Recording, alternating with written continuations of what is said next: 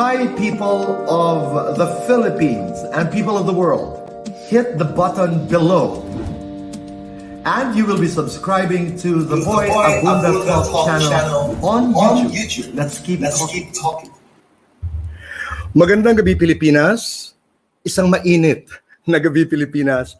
At sa ating mga kababayan and to our foreign friends who are watching, eavesdropping on this conversation tonight from all parts of the world, good evening and welcome to the interviewer here on the Boy Abunda Talk channel. Maraming salamat. And right now, I have the honor to introduce to you Rabiya Mateo. Hello, everybody!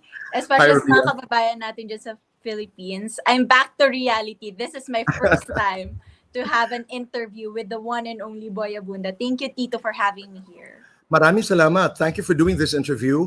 And intentionally, I didn't say Miss Universe Philippines because today, coming from my heart, ngayon nga kahit walang apelido na Rabiya lang. People know you're like the Oprah or the, you know.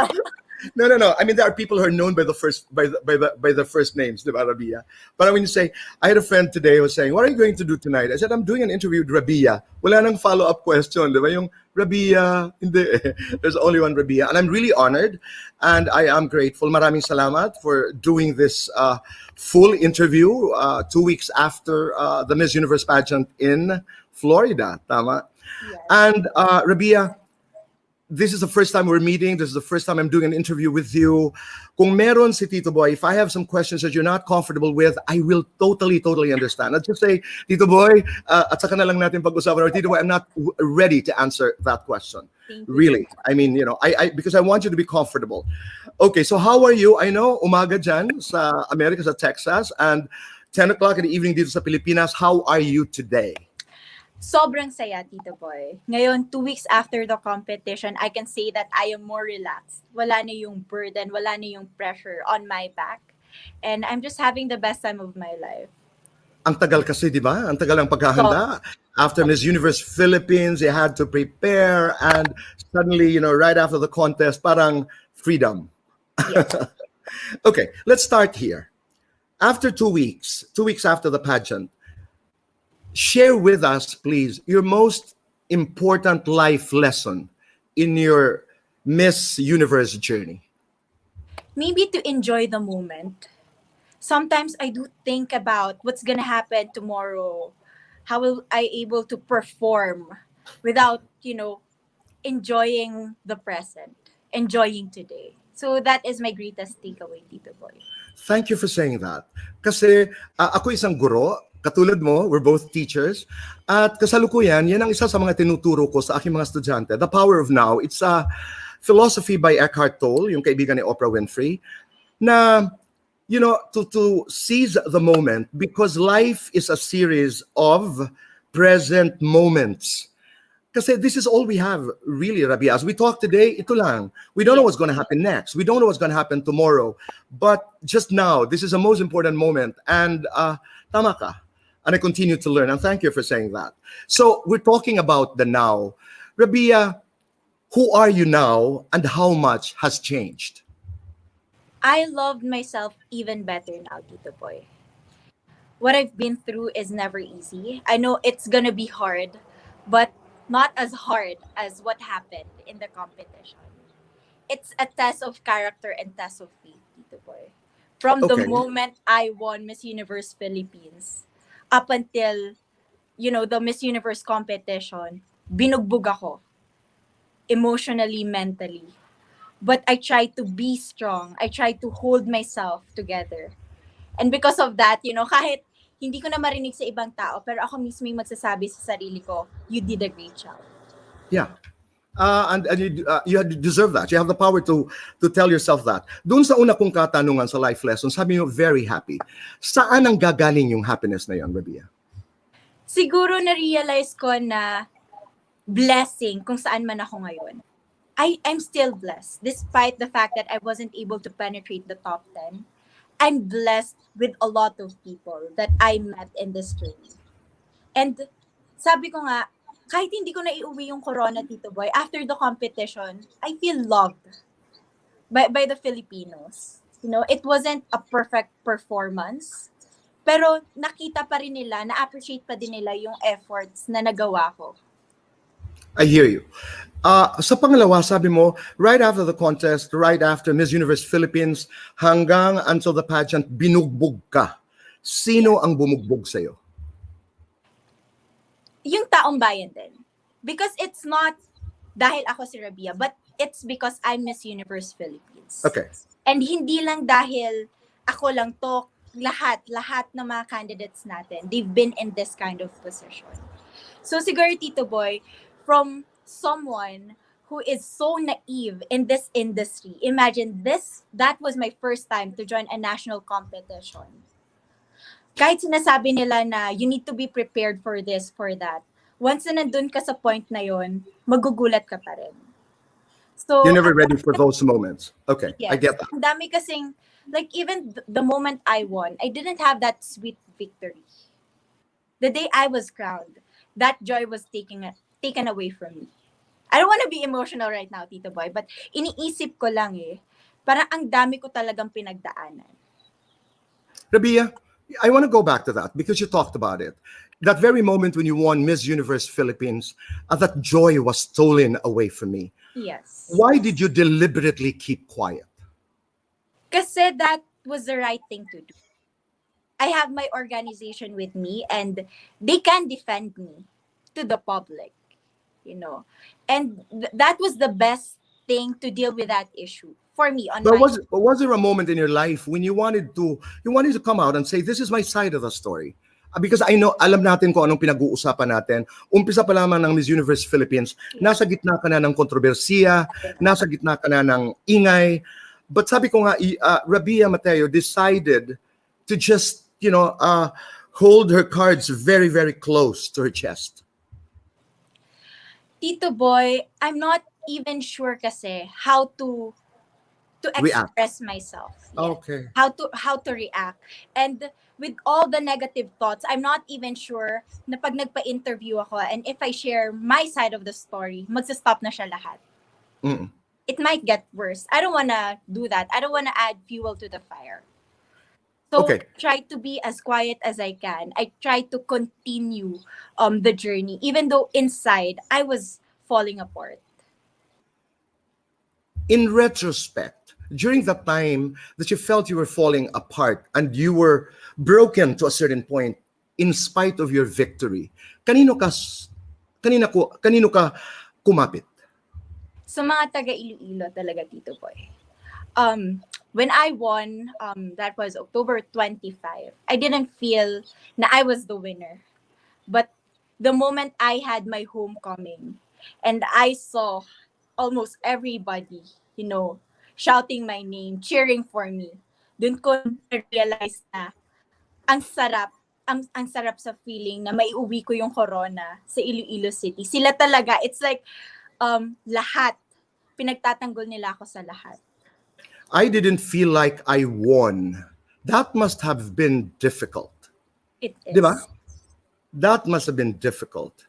Oh, and you decided not to fight back publicly. Humugot ka ng lakas sa mga Ilonggo. But what a journey it has been. What a journey it has been. And looking back, in retrospect, would you have changed anything? At that point in your life, kung babalikan mo, would you have changed the way you did things? Siguro, Tito Boy, hindi din. Because it needs to happen because I need to be stronger for Miss talaga. And iyon din yung isa sa mga rason kung bakit ako nakilala ng tao. Like, that's why they want to know my story because of issues like that. That's right. Ang daming tinapon talaga, Tito Boy, na hindi ko man lang mapagtanggol yung sarili ko. Even yung family ko, parang affected sila. My friends are fighting for me, clearing my name. Kasi kilala naman nila kung sino ako. And I was just there. I was just, I was silent. Saan ka napikon? Saan ka napikon ng todo? Siguro, among all the things na itinapon sa'yo, sabi mo nga, saan ka talaga napikon? There was this an issue, a comment, saying that I was a mistress. Parang yun yung pinakamasakit doon, Tito Boy, because I was raised by a single mother and lahat-lahat ng pinagdaanan ko, pinaghirapan ko yun. And I have my moral values with me. So, people can, throw comments at you. And as a public figure, hindi mo naman madedefend yung sarili mo. So, parang yun yung pinakamasakit doon. Okay. But pinag-usapan nga namin ni mama ko, I would tell her, you know naman what's the real story. And I will never do such thing. Kahit naghirap tayo sa buhay, never natin yung ginawa. I get it. Iwanan muna natin ng konti yung iyong pinagdaanan sa Miss Universe Philippines. Today, you're enjoying the ride. Sabi mo nga, today, you are happy. Are you enjoying the fame? Tito Boy, it has pros and cons eh. Like for example, I do appreciate na ang dami mong na-inspire na tao. Pero also, yung problema doon, all eyes are on you. Sa shoes na sinusuot mo, sa damit na sinusuot mo, lahat may comment yung tao. Yun yung bad side eh. Like, I want to be free. I want to be able to express myself without being compared to the former queens. Parang, Okay. yun lang naman yung gusto kong mangyari. Kasi ako si Rabiya. I'm not anybody else.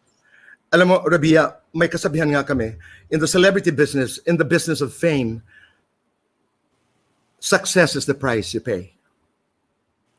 Yun. Yung tinitingnan ng sapatos, tinitingnan ng mata, tinitingnan, you have become a public persona. So that's a price you pay for being very famous. Okay, staying in the US for a month was something new to us. Sinusundan namin ang kwento mo, hindi na pag-usapan yan before the contest. Was this an afterthought? Was this planned? What is the story? Tito Boy, kasi to be honest, ang hirap bumalik agad sa Philippines kasi you're gonna be isolated. So, it is also my favor to the organization if I can stay a little bit longer kasi this is my first time to be outside of the country. And I really want to make memories. I really want to meet people. And also, I'm planning to look for my dad.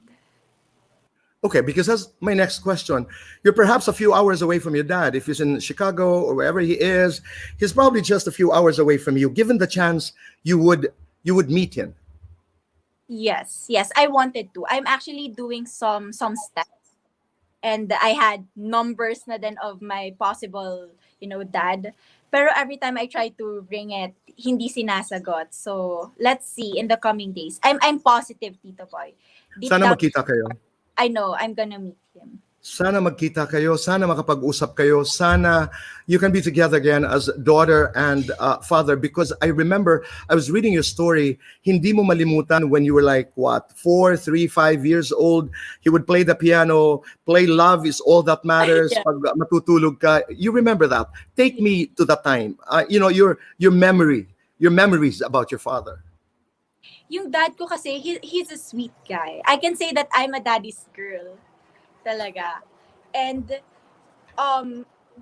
naalala ko talaga, Tito Boy, I was around 5 or 6 that time. Pinaupo niya ako sa lap niya because aalis na siya pa US. And then he said na, be a good daughter to your mom. I'm gonna be back. Yun yung memories ko of him. Kaya, even though yun na nga yung nangyari na iwanan na kami, he abandoned us for 19 years, I still love him and I still long for him, Tito Boy. And I would like to pay tribute to your mother. Sabi mo nga in your interviews, hindi ka nagalit sa tatay mo dahil wala kang narinig na masama galing sa mama mo. And that's why partly I think your attitude about your father is what you have today. Dahil for lack of a better word, hindi siniraan ang tatay mo ng nanay mo sa'yo. Yes, never talaga. My mom would always tell me na dati yung dad mo, kahit wala na siyang pera, kahit itlog na lang and kanin, binabasa niya pa rin yung mga medical books niya kasi gusto niya talaga maging successful sa life. And yun din yung naging inspiration ko, Tito Boy. I will be back, but he didn't come back. Hindi ka pa rin nagalit? Hindi, Tito Boy, because kahit sabihin pa natin na hindi acceptable yung reason niya, may reason pa rin siya. That's right. And tatay ko pa rin siya eh.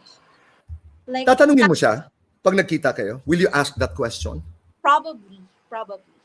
Pero hindi na importante yun, Tito Boy. It's in the past. It molded me to become a stronger woman.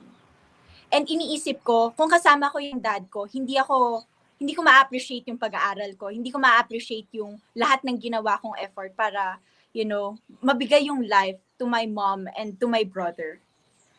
He built me to be a queen and to have my own empire. Kaya forever thankful ako doon. And that's what your name means, princess, queen. That's what Rabiya means. No, but I understand your story. Naiintindihan ko. Sabi mo nga, we cannot do anything about the past. It's gone. Pero yung paglakad mo, you couldn't afford a tricycle, nangungutang para magkaroon ng tuition fee, nagtatrabaho para makapag-aral, para mabuhay. Lahat ng yan nangyari. I was reading your materials and I said, what a girl. You have a way of looking at things. You have a perspective that instead of looking at something that is so negative, you have the power to turn it around and say, naging ganito ako. Kasi itong kwento namin ng tatay ko. So I'm really looking forward and I'm praying, marami siguro ang kasama namin na nagdadasal na sana'y magkita kayo. Because even the song, love is all that matters, which is really real. Love is all that matters. Di ba? Oh, Rabiya, your Lola is a single mother. Yes. Your mother is a single mother. Is this a lingering fear in your mind na pagdating ng araw, pagdating ng oras ko, I don't want to be a single mother? Tito Boy, actually hindi siya fear. It's more of, for example, if our relationship don't work out, then I need to establish myself so I can be independent as a woman, as a mother. Parang, of course, I want to have a complete family. But more than, having a partner, I want a family that is happy. And kung hindi ko yun makita sa asawa ko, then I can be a single mother myself. I can establish my own home. I understand that. Rabiya, I'd like to ask a question, which is an elephant in the room. I don't want people to say, boy, Abunda and Rabiya talked, and we were shortchanged. Because everybody's talking about this. And I'll put it straight. Are you and your boyfriend, Neil Salvacion, still together? Tito Boy, it's a complicated situation. Okay. And we need to talk about things when I go back to the Philippines. I respect that. We're friends. I still try to contact him. But we need to have this space together as of the moment. But okay. I'm not closing any doors. We've been in this kind of situation before. We've been together for 7 years. And who knows po? Who knows? At iklaro lamang natin that Andre Brolet has nothing to do with this. Kasi gusto ko lang ipaliwanag yun. Can you explain that? Tito Boy, nahihiya ako kay Andre. It's because yung photos na kumalat, that was the third time that I was able to talk to him. The first one was before my send-off to Miss Universe. The second was during the competition. And that was the third time. Na sinundo lang nila ako sa airport. And he's a nice guy. Yeah, I try to explain also to people that Andre is a talent of Jonas, Gafud. And you belong to the same management company, and that are you managed by Jonas? I'm sorry. I want to clear that out. Yes. You belong to one management company. I know Andre. I did interviews with Andre in the past, and I doubted it from the very beginning. I was telling my friends, posible na magkasama si Rabiya. There were some photos, pero ikinonect yan, Rabiya, because again, sabi ko, this is the elephant in the room. Neil kasi took down your photos together sa IG account niya. So of course, people put one-on-one together, diba? And thank you for being very honest. Salamat. Now we understand that you need a conversation, that, you're not sure what's going to happen, but you're open. And pag uwi natin, who knows? I mean, nobody knows. Diba? Thank you. Rabiya, you are beautiful. Thank you. Do you also want, I want to know, do you also want to be very wealthy? Yes, Tito Boy. Ako din. That's my goal now. I'm done with beauty pageants. I need to save for my security in the future. Right. And kasi Tito Boy, if galing ka sa walang-wala, you will understand the value of what you have right now. And ayoko nang pagdaanan namin, yung mga napagdaanan ng mama ko, ng kapatid ko. I really need to save for my future family. Naintindihan ko yan kasi Rabiya, galing ako sa wala. Sa walang, wala. So alam ko yung, totoo yun, ay naghahanap ng pang-tuition fee, alam ko na nakasanla ang bahay sa bangko, alam ko yung nangungutang sa mga kamag-anak at sa mga kaibigan. I know that kind of a life. So I understand, I totally can relate to this whole truth na kung galing ka sa wala, alam mong papahalagahan mo kung anong meron ka. You know, and we will be watching. I'll be watching you in your journey to wealth. Okay, you are tough. You're very, very strong. Saan ka mahina? Mahina ako because Tito Boy, I'm a people pleaser. Okay. Doon yung weak spot ko. Pag feeling ko disappointed yung people around me. Minsan kahit, yung sa results ka na lang tumitingin, hindi sa progress, hindi sa efforts. So, Okay. yun yung kailangan kong baguhin. Alam ko po, aware po ako doon. Kanina sinabi ko nga, you're a positivist. You have this power to make the negative positive. Saan mo rin ito natutunan? Sa nanay ko, Tito Boy, yung mama ko dati, I remember, ang dami na nagsasabi sa kanya, dito mo na lang pag-aralin yung anak mo, hindi mo kakayanin sa city. Pero yung mama ko, matigas din yung ulo niya. Hindi, kaya ko yan. So parang yun din yung nakuha ko sa kanya, Tito Boy. Yeah, because people have to understand na you went to Iloilo City. Si Rabiya po ay taga Balasan, tama ba ako? Yeah, taga It's Balas. about mga 2 hours away from Iloilo City. So pag ang mga probinsyana katulad namin ay pumupunta sa syudad, it's an entirely different story. Totoo yun kasi sa amin, sa Samar, Rabiya, pag halimbawa taga Samar ka, pumupunta ka ng Tacloban o kaya Cebu para mag-aral. Yeah. Oo, during my time. So people were saying, what is she talking about Iloilo City? She's not from Iloilo, she is. But she comes from from a small town, which is called Balasan. Pinaliwanag ko talaga para sa'yo. Okay. No one will deny that you put in a lot of hard work in your Miss Universe journey. Pero Rabiya, expectations were high.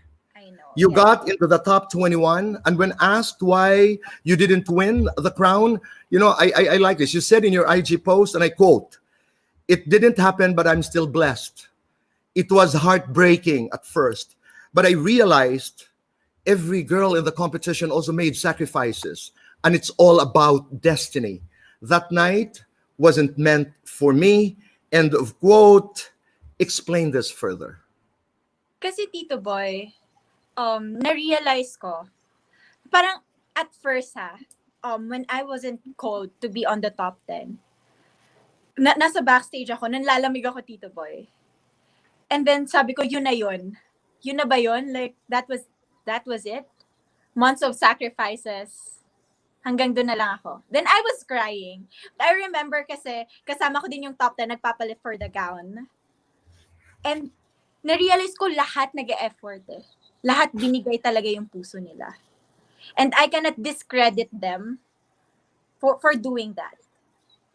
It wasn't meant for me. Sa position naman ng mga judges, hindi ako yung hinahanap nila during that night. And I truly understand. Kaya I was thankful, Tito Boy, na at least nakapasok pa rin ako sa top 21. Kasi ang dami talagang magagaling na sa perception ko, dapat kasama din to eh. Pero they didn't make it. So it's all about destiny then, Tito Boy. How nervous were you? I was nervous, Tito Boy, but actually ito yung gustong tanungin ng maraming tao. Because are you nervous during the swimsuit competition paglabas mo? To be honest, Tito Boy, wala talaga ako naiisip during that time. I didn't even know na I didn't smile. Wala talaga akong idea. Kasi after the whole competition, I just went to my room because I was crying. Kailangan ko pa talaga some time to accept, to recover from the competition. And then, Mama J, Sir Jonas Gafford messaged me and he said, bakit hindi ka kasi nag-smile? And then sabi ko, hindi pala ako nag-smile. I wasn't even aware of that. Okay. I wasn't aware of that. Okay. Tapos nung nakita ko ng video, oo nga pala. Like, but it happened na, Tito Boy. Kasi naman, isipin ko siya palagi. It's gonna torture me. What if I smiled? What if I did this? Diba? It happened na. And wala na talaga ako magagawa. Iisa-isahin natin yan mamaya. But generally, before the pageant started, ano yung expectations mo? Tito Boy, my target was to reach the top 5. Kasi we prepared for a different format. The usual format, to have an opening speech, to nail the swimsuit competition, to reach the top 5 and ace the Q&A. So, yun talaga yung target ko. Sabi ko, Lord, give me the chance to be on the top 5. At ibibigay ko talaga yung puso ko dito. Pero hindi niya binigay. But hindi talaga para sa akin, Tito Boy. And I understand. Okay, dito natin pag-usapan ng pageant. Umpisa natin dun sa live IG mo after the national costume portion. You're in tears, you cried, nagla-live ka. I thought, ito yung opinion ko lang, Rabiya, I thought you were listening too much to the netizens, to the noise out there. You were listening too much to social media. Mali ako. Tito Boy, kasi kahit sabihin na nila, wag kang mag-social media, I need to be active during that time. And kahit sinashutdown ko yung IG ko, there would be some familiar people who would message me, who would chat me na, bakit ganyan yung natkos mo? Things like that. So, it really got into me. And during that live, to be honest, Tito Boy, my intention is to say thank you to all the supporters. Okay. But I was like, on the spot. And parang hindi ko na din napigilan yung emotion ko. You became emotional. Yes. Because, iba kasi yung idea. To be honest, Tito Boy, during the national competition, everybody was giving compliments. Yung mga foreigners, yung organization, yung people behind, they were saying, your costume is beautiful. It's different from the past few years. We love it. It's sexy. It's modern.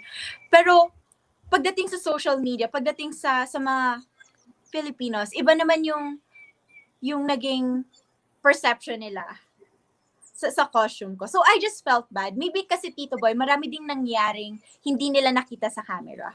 That's right. I was rushing, I was doing this, I was doing that. And feeling ko lahat ng efforts ko na invalidate. Because sinabi lang nila, hindi maganda yung costume mo. We're disappointed. So, yun yung na-feel ko. Parang I feel na it's unfair. All right. During unfair? Unfair but territorial. That's a price. Sabi ko, that's the price you pay, I pay because we are all public. Pero did you know that? Did you try putting on the headgear? I did, Tito Boy. And to be honest, I'm so thankful to Sir Manny for making that headpiece. Okay. Pero Tito Boy, that was my first time to fit it. All right. And yung problem kasi yung shoes ko, it's really high. I think nasa 7.5 inches. Pero ang ganda ng sapatos mo doon, ha? Yes. Sobrang ganda. Ganda. And yung wings ko, mabigat din siya. Actually, yung costume ko, Tito Boy, mahaba siya dapat. And it's so heavy. So I made the last minute decision to cut it. I didn't even think about ano yung sasabihin ng designer or ng mga gumawa nun. I did something na I feel comfortable with, na malalakad ko talaga siya. And siguro nagpatong-patong na din eh. That's why I got emotional with my eyes. Okay. In my commentary, I said that was one of your best performances. I loved your national costume performance, channeling Victoria's Secret. I love your hand gesture. I thought it was relaxed and you were having fun on stage. Unfortunately, national costume does not impact into the scores. Tama ba ako? Yes. It's so hard naman, Tito Boy. Okay, all right. Now, I want to go back to what you said kanina, that the format changed. Kailan mo nalaman, Rabiya, that the format had changed, that you wouldn't be given a chance to introduce yourself, unlike the other pageant, unlike the other Miss Universe pageants? Yes. Kasi alam mo, Rabiya, kung bakit? Yun yung dasal namin, na sana'y marinig ka, sana nagsasalita, sana hindi palitan ng ang format. When did you know that it changed? It was like 5 days before the competition. Okay. And I do understand naman, Tito Boy, kung bakit. Kasi siguro they wanted to have a different flavor to the competition. Okay. Pero iba kasi yung na-prepare ko. I was preparing for that speech, for that format. And then you also mentioned that kung sino man ang nanalo, kung sino man ang nakakita, kung sino ang dapat manalo, ay nanggaling yun sa 8 women judges. Of course, a lot of people also criticize the fact that top 5, there was only one Asian, India. And then lahat mga Latina, but that's for another discussion. But I totally get this whole discourse about the choice of judges. Kasi during our commentary, sabi nga ng aking mga bisita ay, paano naman yung point of view ng LGBT community? Paano naman ang point of view ng lalaki? I mean, nasaan yung ganda? Pero sabi ko nga, Rabiya, that's for another discussion. How do you handle praise and criticism? Tito Boy, kasi I'm a very competitive person. Pero during the competition kasi, it's all getting into my head na. Okay. Like, parang iniisip ko, I was so afraid to fail. I get it. Like, I need to do this. I need to please the Filipinos. I need to sacrifice a lot of things. Pero every time, again, people pleaser ako. Every time na invalidate yon, parang I feel bad. Parang Okay. I even ask myself, is this even worthy of everything? I even had life coaching sessions just to get me through that kind of phase. Kasi Okay. sobrang hirap talaga, Tito Boy. And sobrang dali lang sabihin na, wag ka na magbasa ng comment, don't do this, don't do that. Pero pag nasa position ka na, there were moments I would wake up, I would just cry for no reason. And I would look at the mirror, see myself, and I would hate my body. I would hate how I look like. I would hate the things that I would wear. Kasi ayaw yun ng tao. Mm-hmm. Kasi it's not enough. I'm always not enough for them. No, looking back now in retrospect, I understand. You were listening, you were processing. You know, there were so many opinions. And I also have it from sources, ito you can deny this or you can confirm this, that to a certain point, you guys were also overworked. You were promoting Miss Universe, sometimes in 7 events in a day. Miss South Africa, I think, talked about it in another interview. Totoo ba? Na minsan may mga araw na sobrang ang dami-dami mong pinupuntahan? Tito Boy, hindi ko yan i-deny. I had like 8 pa yata na promotional shoots. And Okay. I remember, I even ate lunch for 5 minutes. I was so hungry. I was given 5 minutes to finish everything. And wala nang beauty queen, lahat na mapasok ko sa bibig ko, pinapasok ko na lang. And I was so tired. It was draining. I remember, parang meron pa yata ko yung makeup shoot. And after that, I need to go for a casual one. Pero yung buhok ko puno ng gel. I even told my chaperone if I can go to the bathroom to fix myself. Fix yourself. Yeah. And then, hindi na pwede. Kasi strict sila sa time. So, Okay. it's like, I was being pulled around. I was running all over the place, Tito Boy. And to be honest, nakakapagod talaga siya. But it was part of my responsibility. I was chosen to do that. But thank you for being very honest. Yung pagkahulog mo sa swimming pool, anong kwento doon? Tito Boy, this is funny kasi siguro yun nga yung day na marami talaga akong ganap. So medyo pagod na. And nung nasa pool ako, hindi ko nakita yung stairs. So dire-diretso ako pababa. So yung tawa na lang talaga ng tawa, and then sabi nila, let's just use the situation, just post there, and yun, I make it work. That was that day. Okay, that was that day. Pero tama ka, dun sa swimwear, yes, we also noticed na parang nakasimangot, parang, yun na nga, pagod, or maybe, alam mo, Rabiya, to be very honest, and I said this in one of my commentaries, Rabiya was a very, very strong candidate, but she wasn't able to let go, and you confirmed it, Kayan, with what you said. She wasn't able to let go, and she was not able to cross over into that winning space. Because ang dami-dami mong ang iniisip. Hinahanapan ka tuloy ng, have fun, girl, let go. But I'll be very honest. Because ako personally, I was expecting you to at least get into the top 10. Yung gano'n. Sabi ko, hindi pwede. Her worst performance, sabihin na natin, can still get her into the top 10. Ganun kami, ako personally ka-disappointed. Yes, Tito Boy. Oo. I know. And Tito Boy, it's difficult to be in that kind of situation. The expectations were really, really high. Ang taas. Yes. But I know in my heart, Tito Boy, binigay ko yung lahat eh. Yes. During months of preparing. Yun naman, walang duda yon, Rabiya. Walang duda yan. We saw that. You gave your best. Oo. Hindi Yes. nga lang talagang moment mo. Oo. Hindi talaga. It's not for It was me. not just enough for the 8 judges. Sabihin na lang natin. Alam mo si Miss Gloria Diaz, who's a friend of mine, parati ko sinasabi, ano bang tip mo sa mga winners? Sabi niya, it's about the judges. It's about, they decide, on who's supposed to be the winner. Pero Rabia, the first time you saw the other girls, sino ang nakita mong malakas na mga kalaban? Nakita ko talaga si Miss Mexico. I messaged Mama J. Ganun kami. Sabi niya, Oo. sino yung magaganda dyan? I said, si Mexico because grabe yung presence niya. And then, Tito Boy, I also find Nepal very beautiful. And Same she's here. a good speaker. Nakikita ko nga sa kanya si Miss Shamsi. I Okay. was also shocked that she didn't make it. Okay. All right. Let's talk about the gowns. You had 4 gowns from Fern. Yes. And you decided to wear the yellow with that cape. Were you happy with it? I was, Tito Boy. I was. Actually, that was supposed to be my final gown. Okay. Pero during the trainings, we decided to put it in the preliminary. It has a cape.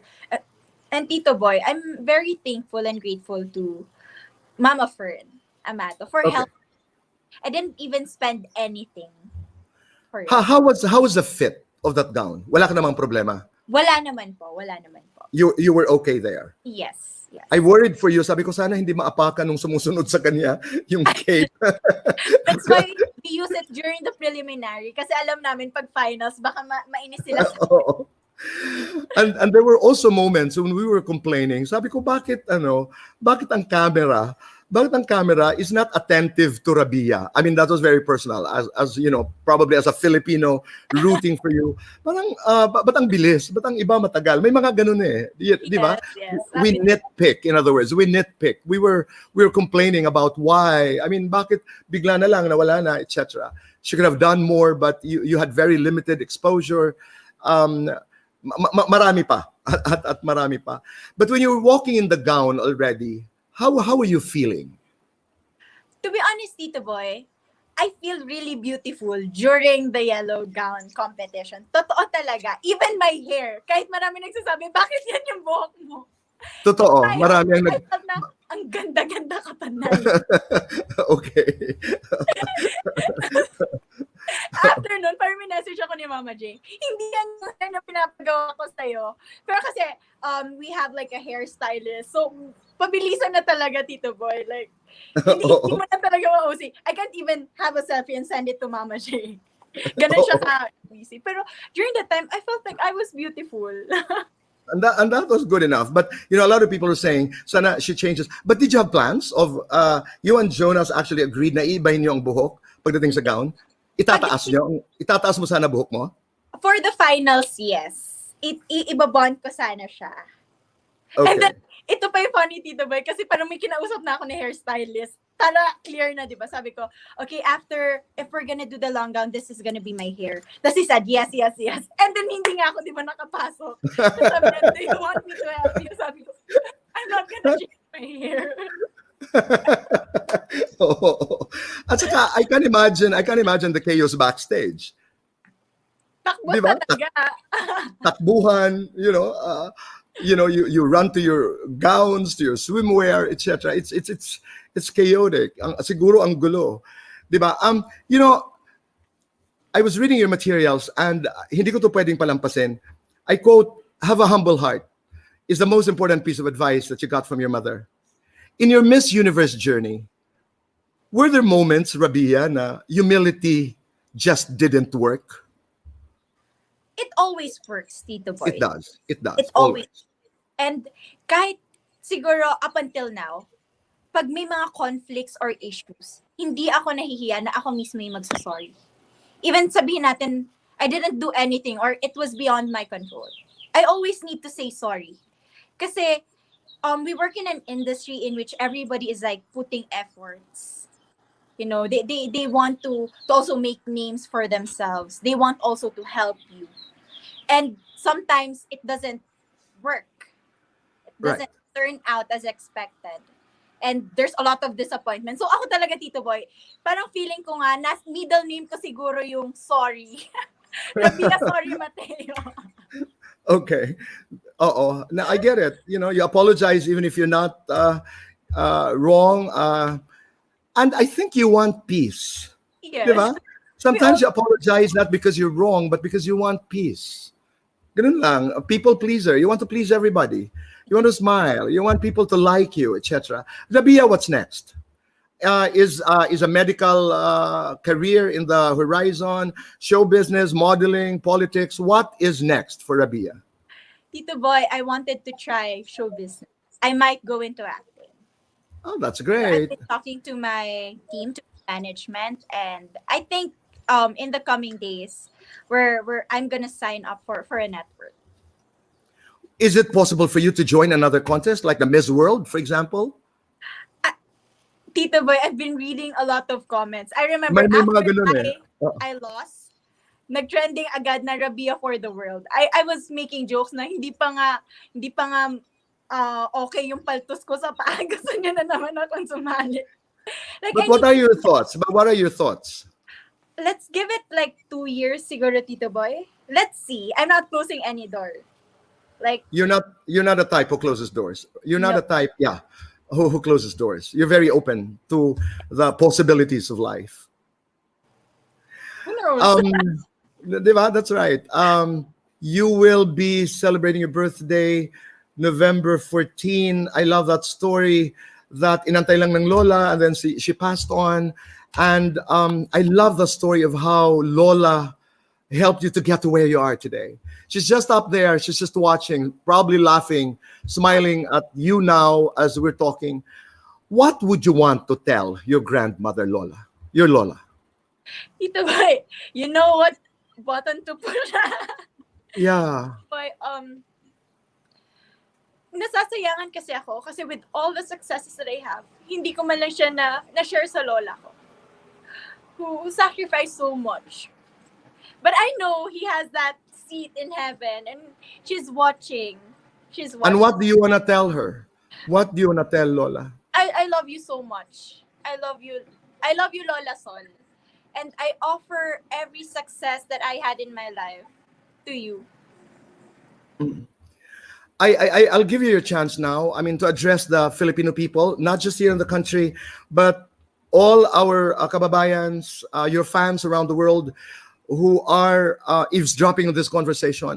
What do you want to tell all of them? Sa lahat ng mga Pilipinong sumuporta at nagmahal sa akin, maraming salamat po.